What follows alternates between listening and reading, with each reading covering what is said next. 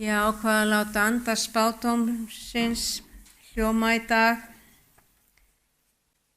Þvílík speki. Og hún talar hluti sem við þekkjum svo vel. Þegar hún talar æsku fólki nú á tímum og við erum hún er að tala æsku fólki fyrir 100 eitthvað árum. Og þið heyrið það þegar ég les.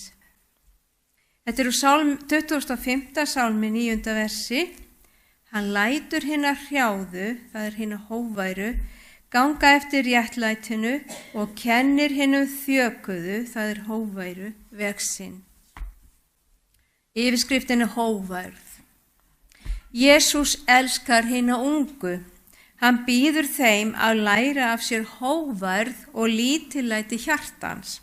Sú dýrmæta náðargjöf sést naumast hjá æsku fólki nú á tímum, segir Ellen fyrir 120-130 árum kannski. Jafnvel ekki meðal þeirra sem telja sig kristna. Kannst ekki við það? Við erum jú kristin þjóð, segir fólk stundum, en það þekkir ekki Biblíuna. Þeim finnst sínir eigin vegir bestir, unga fólkinu. Þegar þeir taka sér nafn Krists, tileinka þeir sér ekki lyndisengun hans og taka ekki ok hans á sig. Þess vegna þekkja þeir ekki fögnuð þann og frið sem er að finna í þjónustu hans. Hóværð er dýrmæt náðargjöf, fúsleiki að þjást til hljóði, fúsleiki að þola raunir. Hóværðin er þolgóð og vinnur sæl við allar aðstæður. Hóværðin er alltaf þakklát og semur sína eigin hamingjusöngva og laðar við það fram söng í hjarta Guðs. Hóværðin þolir vonbrigði og ranglæti án þess að gjalda í sömu mynd.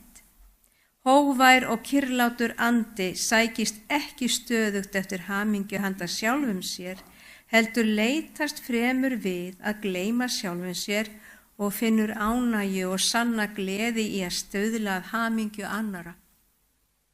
Það er ekki löngun þín til að klífa hefðartind sem gerir þig mikinn fyrir augliti Guðs, heldur er það hið yfirlætislausa líf góðvildarinnar og trúmennskunnar sem fær hina himnesku engla til að veita þér sérstaka vernd. Hinn fullkomni maður, það er Jesú, bjó í nær 30 ár í óþekktri borg í Galileu sem falin var milli hæðana. Hann taldi sig hvorki tíin né mikinn þó að englaherinn liti boði hans. Hann var smiður, vann fyrir kaupinu sínu, var þjónn þeirra sem hann starfaði fyrir og sýndi með því að himinin getur verið mjög nærri okkur í daglegu lífi og englar frá himinsölum munu stýra skrefum þeirra sem koma og fara að boði Guðs.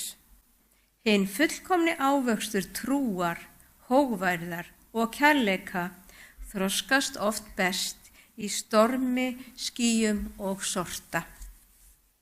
Amen. Stórkostlegu boðskapur. Við skulum syngja meira. Gott er að vera í Guðs barna